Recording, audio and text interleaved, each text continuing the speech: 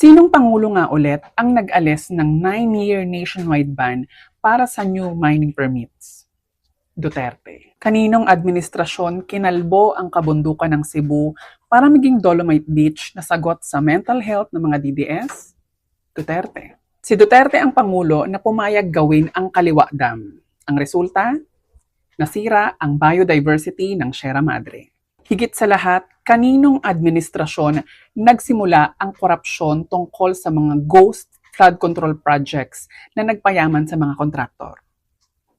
Duterte. Lahat ng katawalian ng Administrasyong Duterte tungkol sa mga infrastructure projects, ngayon pa lang yan fina-fact check ng mga bagyo. So please, wag na kayong tumahol ng resiliency dahil ang kailangan ng mga Pilipino ay accountability. Huwag tayong masanay sa baha. Dapat mas masanay tayo kung paano